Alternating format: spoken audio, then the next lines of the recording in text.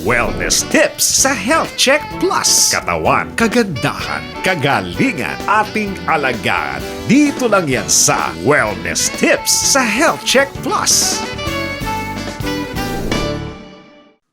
Nagbabalik po ang Health Check Plus. Ako po si Attorney Mimi Campos Banayat. Kanina po pinag-usapan natin ang kalagayan ng ating mga ospital.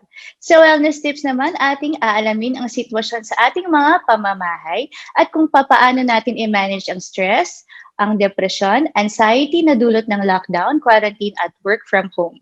Kasama po natin ang isang mental health expert, isang psychiatrist si Dr. Maria Joyce Joyas. Kumusta po kayo, Dr. Joyce? Mabuti naman, Attorney Mimi. Magandang araw sa lahat ng mga manonood natin. Salamat sa inyong pag-iimbita sa akin. Salamat rin po, Doc Joyce. Doc, alam niyo po, naglabas po kamakailan ng Philippine Statistics Authority ng datos na nagsasabi na ang deaths caused by self-harm climbed by 25.7%. Ito po yung, in 2020, it was 3,529 from 2,808 noong 2019. Sa inyo po, ganito rin po ba ang sitwasyon sa inyong practice na dumadami po yung pasyente na nangangailangan ng tulong para po hindi umabot na saktan nila ang kanilang sarili? Oo. Actually, yung self-harm, when you read it sa books, ang self-harm kasi is more of yung sinasaktan ang sarili kasi self-harm nga. But yung I think yung datos that cause the death of these people is more term is suicide. No, I think there's quite difference between a suicide and self-harm. Self-harm could be in the form of cutting self, yung mga nagka-cut ng blades or cutter sa kamay. Sometimes they really don't intend to die. Sometimes they just want to feel, ang description ni Attorney, they just want to feel the pain physically instead of emotionally.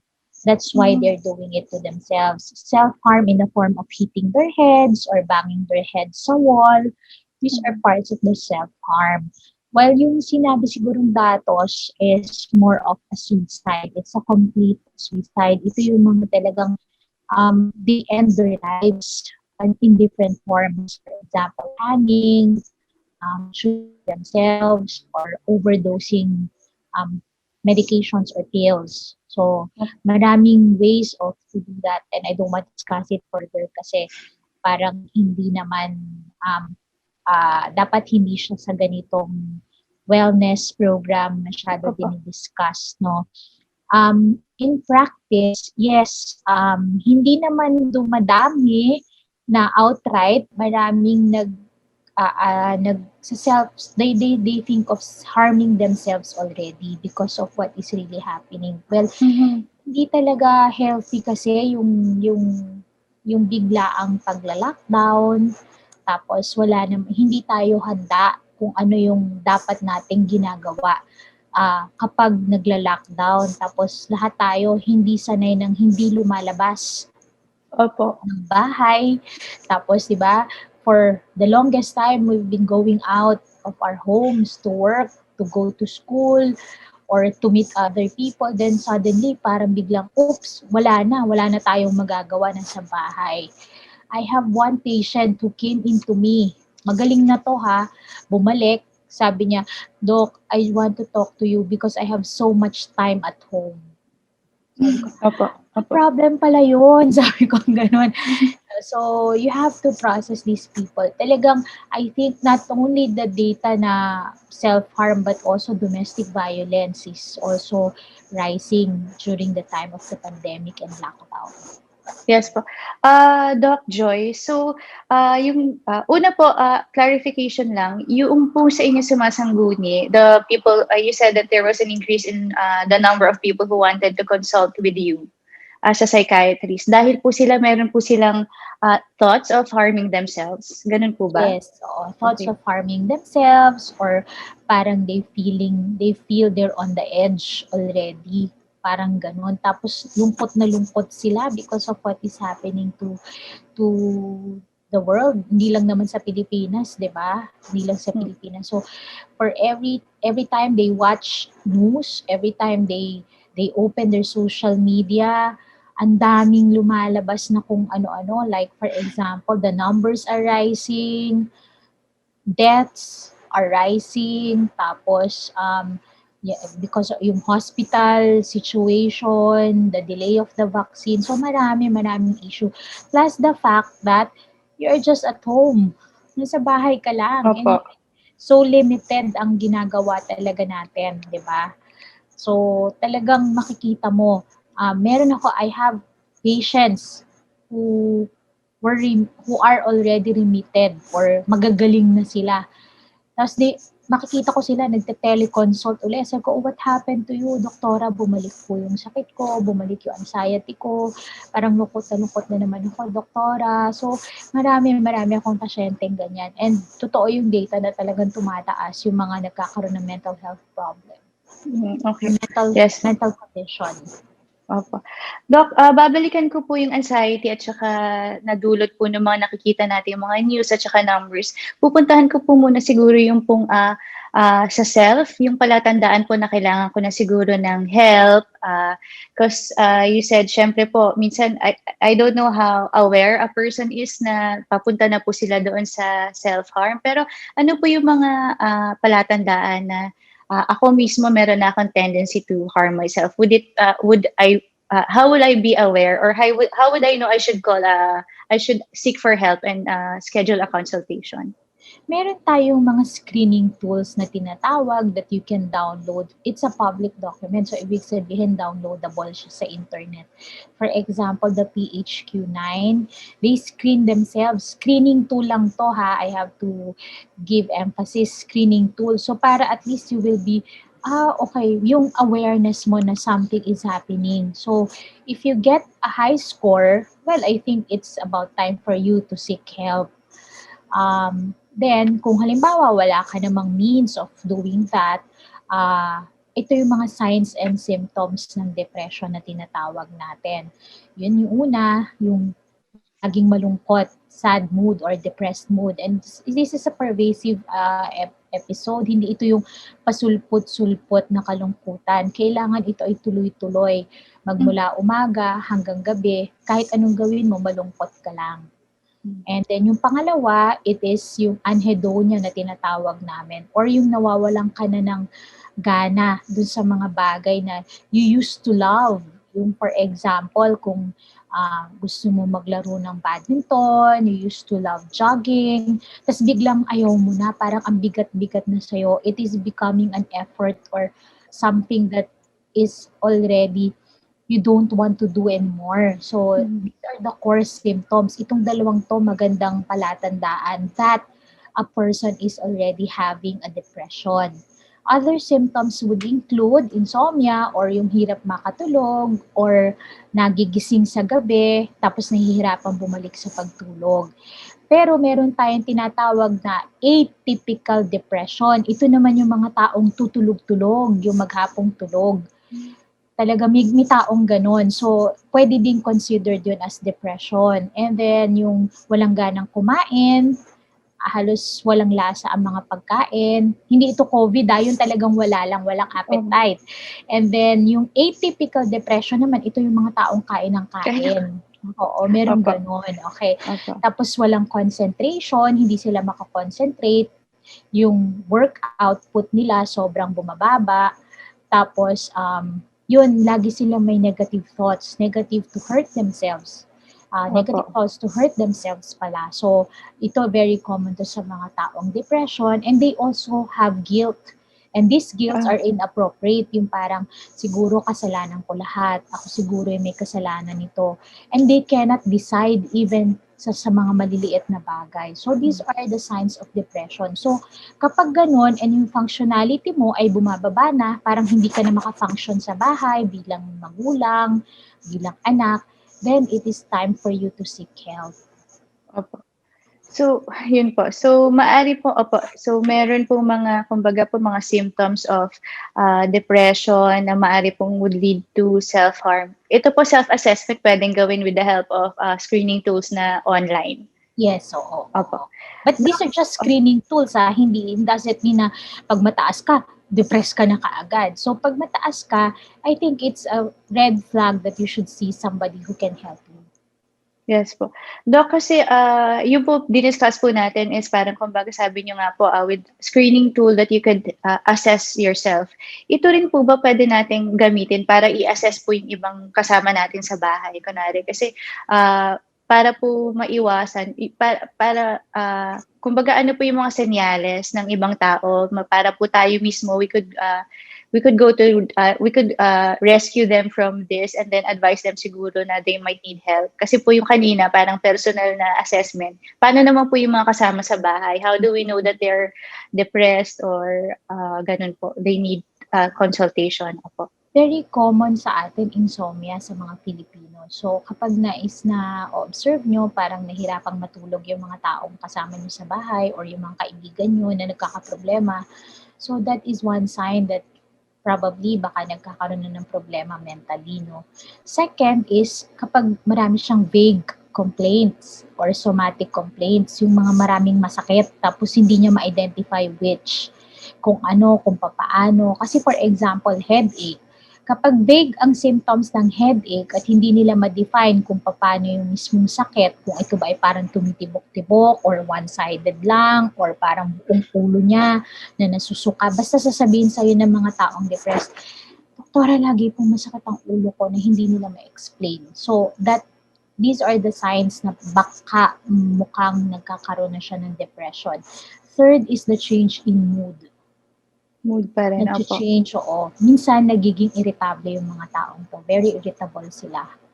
And sometimes, they isolate. They don't want to talk to anybody. So, these are symptoms na talagang kailangan mabigyan ng tulong ang isang tao. Okay po. So, for yourself, kailangan po natin tingnan yung mood, ating gana, yung ating pagtulog at pagkain, pati po yung thoughts natin, especially thoughts on guilt. Sa ibang tao naman po, titignan po natin yung kanilang pagtulog pa rin and yung kanilang vague complaints on parang somatic complaints po, tapos yung mood rin po nila. Doc, tama po ba? Opo. Opo. Mas common Doc, yung irritability. Lagi yes silang po. irritable. Opo. Doc, if you want self-help naman po, paano po yung mga pwede natin gawin para maiwasan ng self-harm? Number one, self-harm kasi sinasabi nila is a problem of poor impulse control. So, yun, minsan kailangan i-divert mo yung attention mo. You teach them how to divert their attentions. So, pag yung meron kang feeling na gusto mo saktan ng sarili mo, number one, do something to divert it. For example, ang pinapagawa ko sa mga pasyente ko, sige, ang gawin mo, lumabas ka ng kwarto and then just sit down sa couch. Kasi it's one way of distracting yourself. Kasi pag nasa kwarto ka lang mako-concentrate, pag lumabas ka, chances are merong makakakita sa'yo, merong pwedeng kumausap sa'yo, merong kang pwedeng kausapin or ma-divert yung attention. So, yun ang lagi ko sinasabi, distract yourself. Number two, if you have friends na you can tell your problems, tapos sa iba ayaw mo sabihin, you can tell them parang SOS, hotline mo siya. So, pag text mo, friend, so, yan, magchikahan na lang kayo, ganyan. Not necessarily tell your problems, but distract yourself from that. Number three, if you really cannot control, I think it is better for you to tell your loved ones as well. Kasi nasusolve tong self-harm eh. Basta nakikita lang natin kung ano talaga yung root cause, why are you harming yourself. Yes. Doc, ngayon naman po sinimulan niyo po kanina, you said that yung mga news and basta yung fact po that we are in lockdown and we're asked to quarantine, to stay at home, being social beings na parang hindi po tayo used to it. Ano po yung signs na hindi na makayanan ng problema dahil sa lockdown or quarantine? Meron po bang senyales aside po dun sa, or pareho lang po dun sa discuss niyo po kanina? ang very common na nakikita ko, nagkakaroon na sila ng anxiety inside the home. Yung kahit nasa bahay, they worry. They worry so much. Talagang ang worry nila, grabe. Yung parang, for example, pag may papasok, maghugas ka ng kamay, magbalik ka ng damit, yung nasa pinto pa lang, yung ganun. Excessive worry, anxiety, yan very common yan during the lockdown. Talagang makikita mo parang nababurn out na sila sa loob ng bahay. Tapos yung altercation between families, parang dumadami. It's either they shout at each other or hindi na nila pinapansin ng isa't isa. So, that is one sign already that the family is having a burnout during the lockdown. So, minsan talagang na sila, they don't eat together, tapos yung mommy, laging nagnanag yung mommy, tapos yung mga anak, parang laging nagkukulong sa kwarto. So, these are very common stories among our patients during the lockdown. So, ngayon talaga ang marami yung worries kasi nag-worry sila baka mahawa, baka makakuha ng COVID, nag-worry sila na pag na-hospital sila wala silang mapupuntahan. So dumadami yun. It's rising, the numbers are rising. Yes po. So, aside from parang a different case of cabin fever, para po meron talagang excessive worry dahil sa lockdown, and that indicates anxiety. Doc, nababanggit niyo po kasi merong depression and anxiety. Meron po bang pagkakaiba yung term na depression sa term na anxiety? Yes, attorney. Ang anxiety is excessive worry versus ang depression is extreme sadness. So, magkaiba. But 75% of people having depression can have anxiety and vice versa. So, para lagi sila magkapatid. Kaya pag ang isang pasyente nagko-consult sa amin having an anxiety, talagang tinatanong namin ng symptoms of depression kasi may lalabas yan. So, halos nag-i-interchange sila kasi ang anxiety may insomnia din. Ang anxiety may irritability din. So, they can be interchanged. Pero makikita mo sa mood. Ang mood ng anxiety is more of lagi silang worried. Versus ang depression is they're extremely sad. Opo. Medyo sad po. Pero yun po. Doc, ano po ba yung iba pang problemang kaugnay sa mental health aside from extreme worrying and extreme sadness? Ano pa po yung mga problema? Meron pa tayong tinatawag yung substance or yung mga sabihin natin addiction.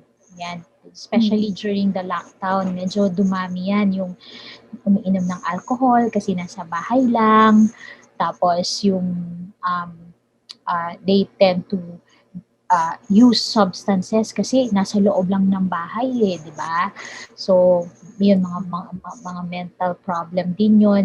Second is yung nag-breakdown or yung layman term namin na nervous breakdown or yung tinatawag natin nagkaka-psychosis. These people, because of the extreme challenge accepting the lockdown and what is happening, so bumababa ang ang kanilang tinatawag namin yung coping mechanism. So, they're having a breakdown, nagkakasaro ng psychosis. Ito yung may mga boses na naririnig or parang pakiramdam nila may mananakit sa kanila, may umahabol sa kanilang mga tao. So, it could happen. May mga nangyayari during the lockdown sa mga ganyang pasyente. And third, of course, yung mga relational problem na because of the lockdown. So, marami nangyayaring ganyan ngayon. Opo. Doc, medyo, yun po. So, at one point, or ilang months na po tayo sa lockdown. So, at one point, some of us would experience sadness or worrying.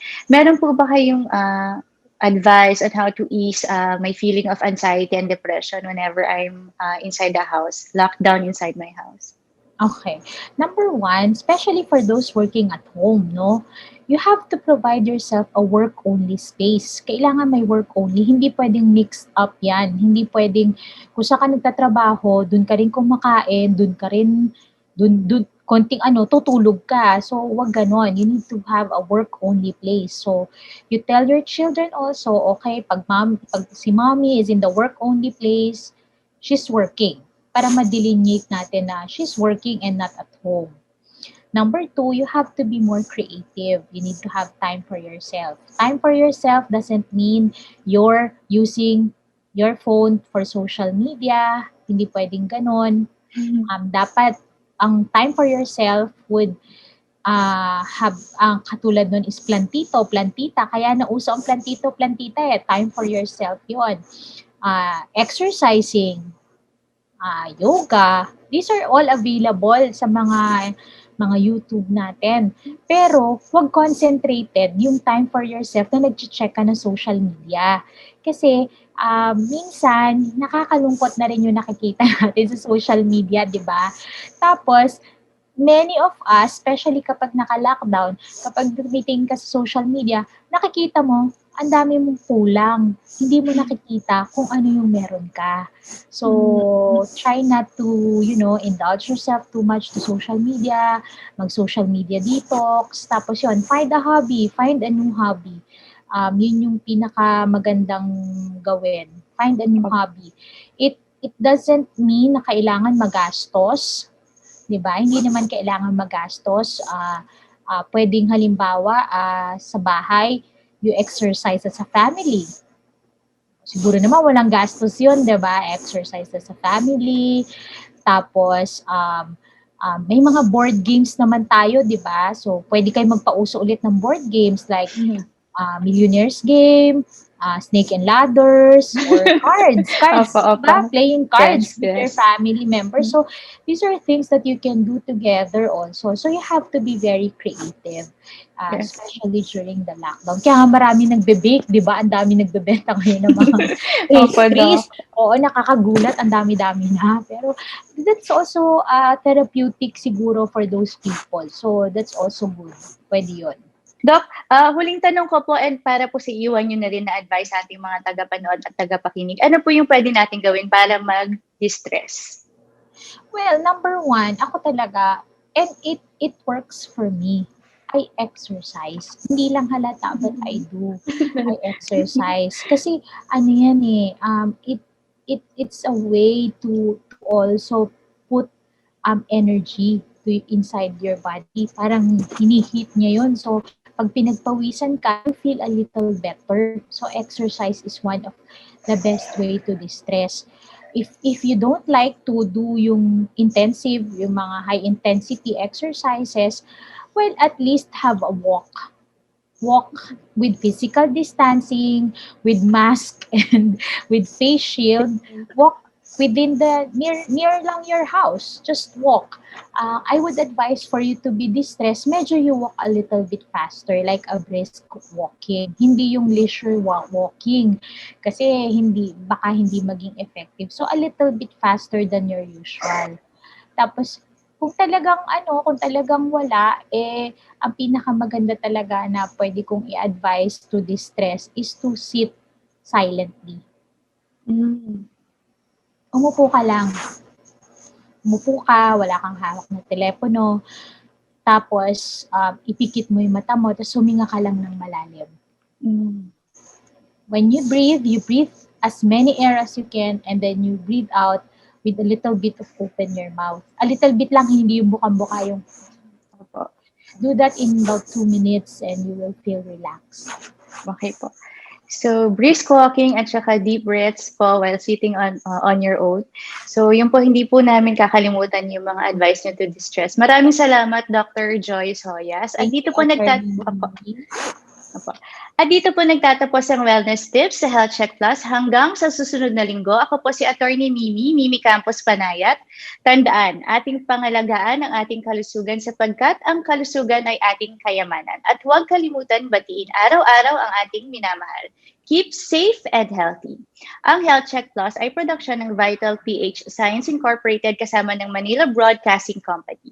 Para sa mga nakaraang episodes ng Health Check Plus, i-like, i-share at mag-subscribe sa YouTube channel ng Health Check Plus sa www.youtube.com/c/ facebook.com/healthcheckplusph.